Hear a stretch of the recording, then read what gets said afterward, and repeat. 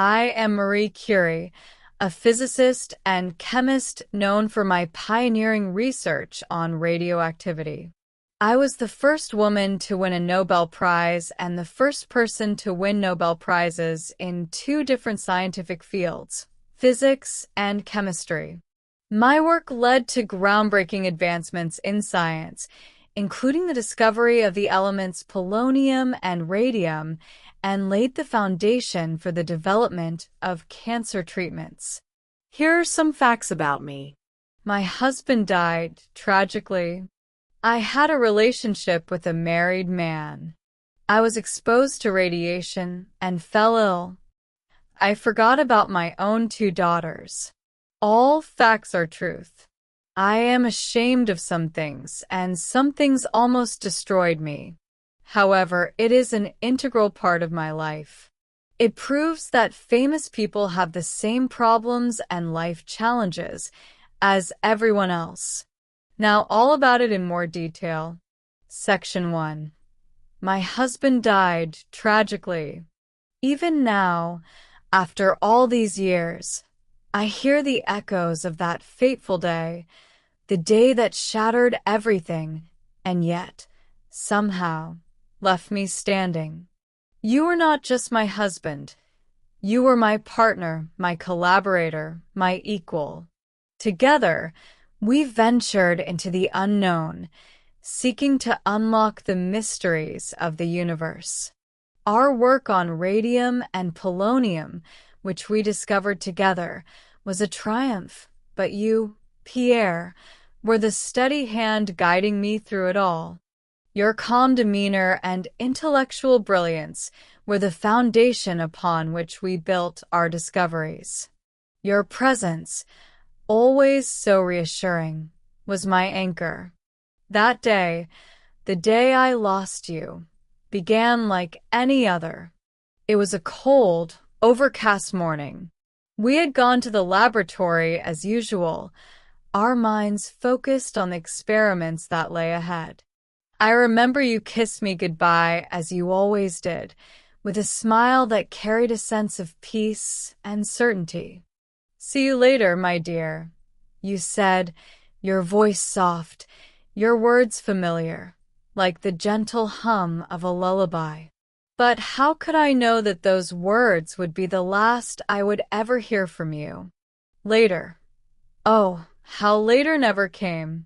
It was on your way to the laboratory, in the streets of Paris, that you were struck by a carriage. A simple accident, one might think. But not for me, Pierre. It was not just an accident. It was the cruel hand of fate, snatching you from this world in an instant, just as we were on the brink of greater discoveries. You were taken from me, from our work, in a way that felt unnatural, a star falling from the sky. Too quick, too cruel. How does one bear such a weight? How does one endure a sorrow so profound, a grief that crashes upon the heart like a tidal wave, threatening to drown everything in its path? At that moment, I thought I would drown. I thought my work would drown with me. How could I continue without you? You are the constant in my life, the one who understood my ambitions, my struggles, and my dreams. Without you, I felt as though I was lost at sea, directionless and overwhelmed. But the world, our world, did not stop. The laboratory where we had worked together remained, as did the momentum of our research. Science did not wait for my mourning. The world continued, with its demands and expectations. The very work that had once filled me with joy now felt like an impossible burden. How could I go on? How could I walk through that door every day, knowing that you would never again be there to discuss our findings, to share in the excitement of discovery? Yet I did continue. Not because I was strong, no, I was anything but strong, but because I had no choice. Our daughters, Erin and Eve, needed me. The scientific community needed me. The work we had started together could not be abandoned, and I promised you that I would walk beside you through every discovery. Even though you were gone, I could not falter. I could not collapse under the weight of grief, for there was so much left to do. Each day, without you, felt like a betrayal. How could I study, teach, and explain the mysteries of the universe to others when my own heart was unraveling? How could I bear the weight of our shared dreams without you by my side to make them a reality? And yet, I found the strength to keep going.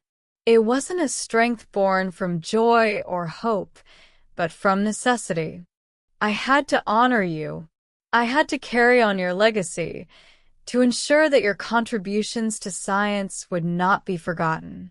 I did it for you, Pierre, because your work, your discoveries, and your love were too important to leave behind. Your death, that tragic day, left me in the shadow of a great darkness, a darkness that at times felt as though it would consume me. But in that darkness, I found a fire that could never be extinguished. Your spirit, your passion for knowledge, your commitment to truth, they remained with me. I could still feel your presence, guiding me, urging me forward. And so, I continued our work, not just to finish what we had started, but to make sure that you would never truly be gone. You were no longer there to share in the victories, but your influence remained in everything I did. I remember the long hours in the lab, the endless research, and the breakthroughs that came after your death. But each achievement, each new discovery, was bittersweet. There was joy, yes, but it was always tinged with sorrow, because I could not share it with you. Still, I pressed on. I pushed through the grief, driven by the desire to preserve your legacy, to show the world that we had both contributed to this great journey of scientific discovery. In the years that followed, I received the Nobel Prize in Chemistry in 1911 for my work on radium.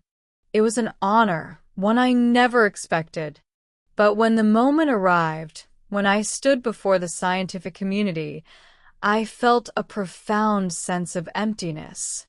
The Nobel Prize was a recognition of my achievements, but it was not the same without you there beside me. You, who had been my partner, my collaborator, my equal. The award was as much yours as it was mine, and yet I stood there alone, holding the recognition that we had once dreamed of together. As the years passed, I tried to keep our work alive. I continued to study radium, and I worked to make sure that its potential for medical use was realized.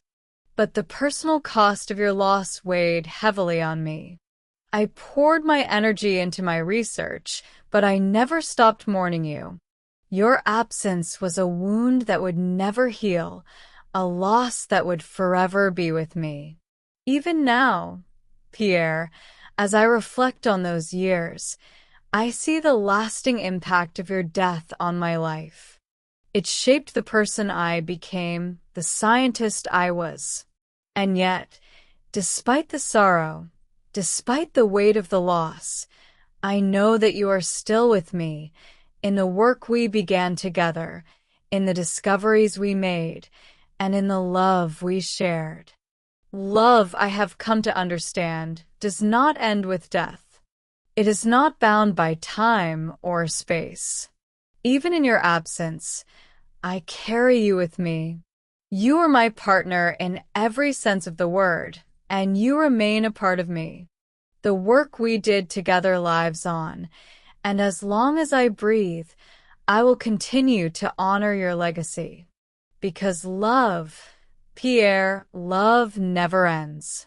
Section 2. I had a relationship with a married man. Scandal. A word I know too well now, though I had no taste for it. I had thought that science, pure and unyielding, would be my refuge, my sanctuary. That if I could only immerse myself in the elements, in the mysteries of the world, I would be untouched by the judgment of others. But oh, how naive I was. When Pierre was taken from me, I thought I could lose myself in my work and nothing else. I believed that work was a form of salvation, a balm for the wounds that still cut through my soul. And for a time I poured myself into my research, finding solace in the cold embrace of the laboratory. But then Paul Langevin, came into my life. Ah, Paul. Why must the heart lead us into such entanglements? A fellow scientist, a mind I respected. We spoke of our work, of radium, of the stars. The world of science seemed to draw us closer, and before I could guard myself, I found myself feeling. I knew what it was like to lose Pierre, to feel the great emptiness.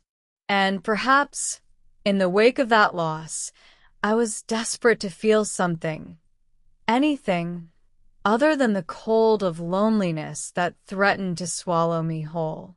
Paul's words were kind, his presence a flicker of warmth in the abyss of my grief. But how quickly the light becomes shadow. The world is not kind to women like me, women who defy the norms, who dare to live, to love, to seek comfort where others may not approve. I had already buried myself beneath the weight of the scientific community's skepticism. But this affair with Paul Langevin, this was an act of defiance that no one would forgive. They came for me, didn't they? The press, the public, they tore me apart with their words. What I had believed was my own, a personal matter, became an object of their scorn. The papers, oh, the papers, how they danced with glee at the thought of a woman, a widow, a mother, with a man not her husband. And Paul's wife, how she denounced me, like I was a criminal. It stung, you know? The hypocrisy of it. I could not understand how such judgment could be so swift, so harsh. But I understood it too well, didn't I? For the world has no mercy for a woman like me. Not then, not now. I was not just a scientist anymore. I was a scandal, a subject of gossip. My name became synonymous with shame, not with radium, not with the work that I had devoted my life to. The press slandered me, painted me as something I was not. They painted my love as a weakness, as something that could invalidate all the work I had ever done. But why? Why was my heart not allowed to beat? Why was my need for connection so monstrous? Despite it all, despite the public scrutiny and the harsh words, I carried on. I had to. The work called to me. The research, the experiments, the mysteries of the universe, they did not stop because the world turned its back on me. I did not stop because I was a woman of science, a seeker of truth, and that truth, the purity of it, meant more than the judgments of men. Was it worth it? The affair, the scandal, the pain? The emotional weight of it all? No. No, it was not worth it. The judgment was harsh, the betrayal painful. But I would not let it define me. I could not let it stop me. In the silence of my lab, I could find peace again, in the only way I knew how, through my work, my unshakable commitment to the pursuit of knowledge. The scandal that erupted in 1911 did not fade quickly. The French press, often unforgiving, reveled in the drama of the situation, reporting on the affair with Paul Langevin in lurid detail. Langevin, A fellow scientist who had once been a supporter of my research became embroiled in the public scandal, which only further intensified the attention on me. His wife, Jean, denounced me publicly, which only served to fuel the flames of the media frenzy. The affair was cast as a moral failing, not only of Paul and me, but of the entire scientific community. Though my scientific achievements should have been the focus, my personal life became the center of public scrutiny. I was accused of distracting the scientific community from the purity of our work with my emotional entanglements. The press, most notably in France, painted me as a woman driven by passion, whose devotion to her work was overshadowed by a scandalous affair. They saw my relationship with Langevin as a threat to the very idea of a woman in science, especially a widow and mother who had already defied the expectations placed on women of her time. But my research, my commitment to science, could not be overshadowed. Despite the media storm, I continued my work on radium, and my efforts in the field of radioactivity were far from over. In 1911, I was awarded the Nobel Prize in Chemistry for the discovery of radium and polonium, solidifying my place as one of the greatest minds of the age. But the press, ever eager to focus on the scandal, continued to undermine my achievements. They had no interest in my scientific accomplishments. They only cared about the woman behind them, her personal life, and the gossip surrounding it. As I received the Nobel Prize, I felt the weight of the public's perception upon me. The award, while an honor, was also a reminder of the price I had paid for my personal choices. Still, I stood tall in the face of it all. I had been given the highest scientific honor in the world, but it was marred by the whispers of scandal that followed me. My heart, heavy with the knowledge of what had transpired, still beat for the work that had brought me this far. Through all the adversity, I learned that science does not care for scandal. It does not care for gossip. It only cares for what is real, what is true, and that is what I have given the world. My contributions to the understanding of radioactivity and the discovery of radium and polonium were groundbreaking. These elements have had far-reaching implications in fields as diverse as medicine, industry, and physics. Despite the public disgrace, I was able to leave a legacy that could not be undone by the scandal. My work was not diminished by the media frenzy. In fact, it only became more vital. Over the years, my research laid the groundwork for future discoveries in nuclear physics, cancer treatments, and countless other fields. Radium, in particular, would go on to revolutionize medical treatments for cancer, though its use was not without its dangers, as the full extent of radium's health effects would only become clear much later. My life was marked by more than just the discoveries I made in the laboratory. It was marked by my resilience, my determination, and my ability to rise above the judgments of the world. I was a woman who dared to love, to feel, and to live, despite the consequences. And though I was vilified in the press, my work, my science, spoke for itself. In the end, I did not let scandal define me. I was a scientist, a pioneer, and a woman whose legacy will continue long after the whispers of the past have faded. What matters is not the gossip, not the judgments of others, but the truth I sought and the contributions I made to our understanding of the world. That is what I will leave behind.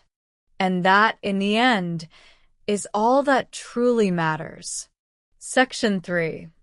I was exposed to radiation and fell ill. You may wonder, was it worth it?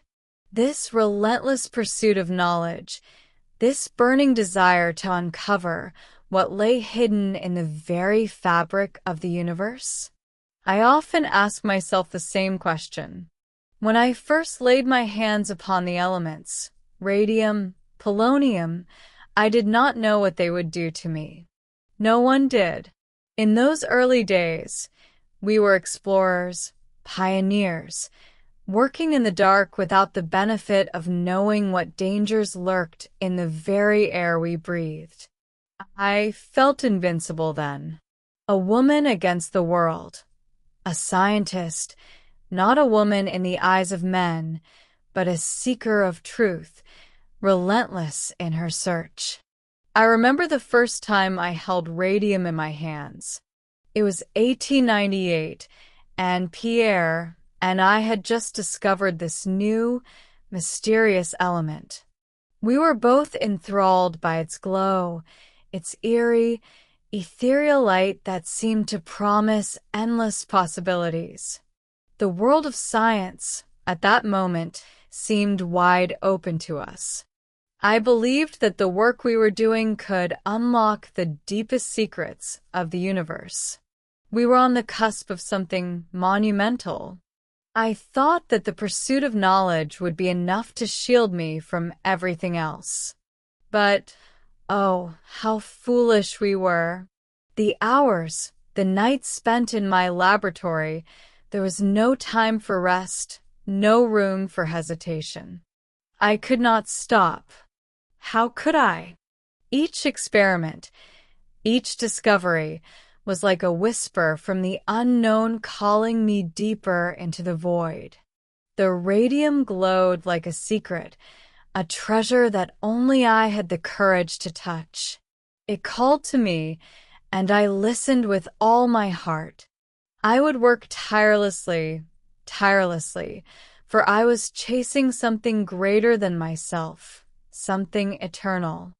We worked with little regard for the potential dangers. At first, radium seemed harmless, even beautiful, but it was poison in disguise. We did not know then that radiation exposure could be deadly. There was no understanding of the long-term effects, no safety protocols in place. I never imagined that the very elements we sought to understand would one day claim me. But the scientific community, with its thirst for discovery, was in its infancy when it came to understanding radiation. In 1903, I was awarded the Nobel Prize in Physics, alongside Pierre and Henri Becquerel, for our discovery of radiation. It was an honor that validated our work, but it also deepened my sense of responsibility. The world was watching, and I was determined to continue. But that pursuit, the constant drive to understand and explore, took its toll. I did not understand the cost then. How could I? I was too consumed with the work to notice the poison seeping into my veins. The signs were subtle at first. Fatigue, bruises, and a general sense of weakness. But I dismissed them. After all, I was accustomed to exhaustion from long nights in the lab. Yet, as time passed, the symptoms worsened. The bruises became more frequent, and I began to feel a constant weariness that I could not shake off. I still did not understand what was happening to me. I had always thought myself invincible, too focused on the work to take notice of the toll it was taking. But by the 1920s, I began to realize that something was terribly wrong. The exhaustion, the pain, the unexplained ailments, these were signs of something deeper, something irreversible. In 1934, I was diagnosed with aplastic anemia, a condition caused by the radiation exposure that had gradually damaged my bone marrow. Aplastic anemia is a rare and life-threatening condition that leads to a failure of the bone marrow to produce blood cells. It was a cruel irony that the very discoveries I had made, discoveries that had the potential to revolutionize medicine, would eventually be the cause of my downfall. I spent the last years of my life battling the disease, knowing that the radiation I had worked with so freely would be the thing that claimed my life. How I wish I had known. How I wish I had understood the risks. Perhaps if I had taken more precautions, I could have avoided the fate that awaited me. But no. I could not stop. I could not. The work, the pursuit of knowledge, consumed me. I was not alone in my struggle. My daughters, Erin and Eve, witnessed the gradual decline of my health. Erin, who followed in my footsteps and became a scientist in her own right, would later go on to win the Nobel Prize in Chemistry in 1935, continuing the legacy Pierre and I had started. She, too, worked with radiation, but she was more aware of the dangers. The next generation of scientists learned from the mistakes of the past, implementing safety measures that I had not known to take. But what of the cost? The cost of this pursuit of truth? What good is knowledge if it destroys the one who seeks it? I gave all I had to science, my body, my soul, and in return, it took away the very life I had once known. My health deteriorated rapidly as I continued to battle the effects of radiation. I spent the last years of my life in and out of hospitals, but by the time I died on July 4th, 1934, it was too late. The toll of my years in the lab had left me a shadow of the woman I once was. Yet, even as my body failed me, I held on to the belief that what we had uncovered, the discoveries we had made, were worth it. Radium and polonium, these elements were not just curiosities. They opened the doors to the world of nuclear physics and medicine. The discoveries we made have had profound implications, leading to advances in cancer treatment and the understanding of atomic energy. But at what cost? I hope that others will learn from my mistakes, that they will not fall into the same traps I did. Science is a beautiful, terrible thing. It can heal and it can harm. It can save the world, or it can take everything from you. The world of science has changed in the years since my death. It is now much more aware of the risks of radiation, thanks in part to the lessons learned from the early days of radioactivity. But it is worth it, isn't it? Because the light we seek, no matter how dangerous, will always guide us through the darkness. Our discoveries, our quest for knowledge, will endure long after we are gone. The work we did will outlive us. That, I believe, is the true legacy of science. As I sit here now, reflecting on the years of my life and the choices I made, I find solace in the fact that I left something behind, something that will continue to shape the world for generations to come. My body may fade, but my work will carry on. And that, in the end, is all that truly matters. Section 4. I forgot about my own 2 daughters. You may look at me, and you may see the scientist, the woman who discovered radium, who defied the world, who won honors that no one thought a woman could win. Yes, I am that woman. And yet, there is another side to me, a side that I seldom speak of, for it is a burden I carry quietly in the depths of my heart. It is the shadow I cast with every triumph, the silence that followed every breakthrough. My daughters, Erin, Eve, my precious children.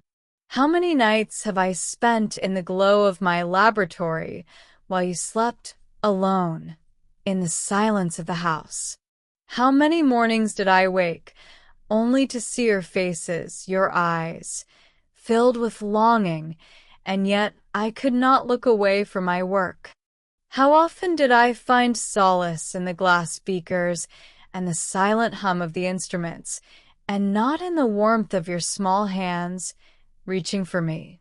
There are days, many days, when I wonder, what kind of mother was I? Was I the mother you needed, or simply the mother I imagine myself to be? How could I be both a scientist and a mother? The answer eluded me, for the pull of discovery was so powerful, so insatiable. It whispered to me from every corner of the world. But you were there waiting for my love, my attention, my presence. I know what the world sees. They see the accolades, the awards, the books, the lectures. But what they do not see is the empty seat at the dinner table, the lonely silence that hung between us, as I vanished into my work, as I chose to sit with my instruments rather than with you.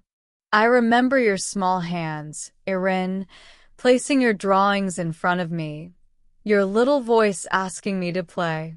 And I remember saying, "Not now, my dear, not now." The weight of my work was always heavier than the weight of your needs. And Eve, you were so young, so full of life. I remember your laugh, so pure, so bright, and yet I could not always be there for you. I was there, but I was not there. I was lost in my work, as if my mind was held prisoner by the very knowledge I sought to uncover. And you, my daughters, were left to find your way, guided not by me, but by others, by family, by governesses, by those who could not love you the way a mother should. How could I have failed you so? It is a quiet sorrow, a sorrow that whispers to me at night when the world is still. I can hear it, the sound of your voices, calling to me, and yet I am unable to return to you, unable to erase the years that slipped away unnoticed. I do not seek forgiveness from you, my dear ones. What is done is done.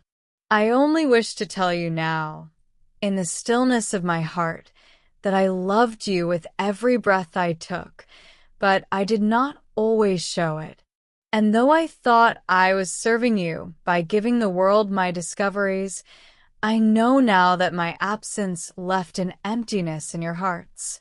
The truth is, the science I pursued was never as important as the moments we could have shared, the laughter, the love, the bonds of a mother and her children. Erin, you became the scientist I had dreamed to be, but you were always my daughter first. And Eve, you walked a different path, but your grace and understanding shone through. I see now that you, too, have carried the weight of my choices. Oh, how I wish I could turn back time, that I could have been the mother I should have been, present, attentive, not lost in the world of atoms and radiation, but in the world of your smiles, your tears, your lives. But the work, it calls to me, and I must answer. Erin, you grew up to become a brilliant scientist in your own right. You followed in my footsteps, discovering radium's application in cancer treatment, and later won the Nobel Prize in Chemistry in 1935 for your work on artificial radioactivity. I am proud of all that you accomplished, but I often wonder if I had been a more present mother, perhaps you would have had more moments of joy in the company of a mother who is not lost in the laboratory, whose thoughts were not consumed by radioactive elements and scientific puzzles. Eve, my youngest, you chose a different path. You became a writer, documenting the struggles of your family, and you bore the burden of my choices with more grace than I could have imagined. You once wrote that you felt the void of my absence, but I also know that you understood. in some deep way, that the pursuit of knowledge was my life's calling. You went on to raise your own family, and perhaps in doing so, you found the balance between the personal and the professional that I could never quite manage. But even now, when I think of you both, I wonder, was it worth it? Was all my sacrifice worth the legacy I left behind? I gave up so much for science, my health, my family, my presence in your lives, but the discoveries we made were unprecedented. In 1903, Pierre and I shared the Nobel Prize in Physics for our work on radioactivity, and I became the first woman to receive a Nobel. Later, in 1911, I became the first person to win 2 Nobel Prizes, this time in chemistry, for my discovery of radium and polonium. These achievements were groundbreaking, but they came at a personal cost I was not fully prepared for. In hindsight, perhaps I gave too much of myself to the world, and not enough to those who mattered most. I never expected the recognition I received, but neither did I expect the loneliness, the isolation from my family that came as a result of it. How could I reconcile the weight of my work with the needs of my children? How could I have been both a mother and a scientist? The toll of this conflict was compounded by the fact that, throughout my life, I had faced considerable prejudice simply because I was a woman. I was the first woman to teach at the Sorbonne, the first woman to win a Nobel Prize, and yet I was always a minority in a field dominated by men. I often felt as though I had to work twice as hard to prove my worth, and perhaps that is why I gave so much of myself to my research. The thought of being forgotten or overlooked was always lurking, and so I pushed forward, determined, relentless. I see now that the path I took, though filled with accolades, was also marked by absence. I was absent for birthdays, for family events, for the simple joys of motherhood. And you, Erin, and you, Eve, had to find your way without me fully present in your lives. My hope is that you understand why I made the choices I did, but I also know that some of those choices left wounds that I cannot heal. If my legacy is written in the discoveries I made, may it also be written in the lessons I have learned, the ones I failed to teach you, but now know so well. To live fully is to give of oneself. I gave so much to the world, but I could not give enough to you. And that, perhaps, is the greatest tragedy of all. My story, my journey, has often been told through the lens of my scientific achievements. But it is the personal cost of those achievements, the time I lost, the moments I missed, that weighs most heavily on me now. I gave the world radium, but I did not give enough of myself to the people who mattered most. Erin and Eve, if you hear me now, in the quiet of your own hearts, know this. I am sorry. I am sorry that I could not be both the mother you deserved and the scientist I so desperately wish to be. I hope that in the years to come, you will know that I did love you. In my own way, I loved you. If my legacy is written in the discoveries I made, may it also be written in the lessons I have learned, the ones I failed to teach you, but now know so well. To live fully is to give of oneself. I gave so much to the world, but I could not give enough to you. And that, perhaps, is the greatest tragedy of all.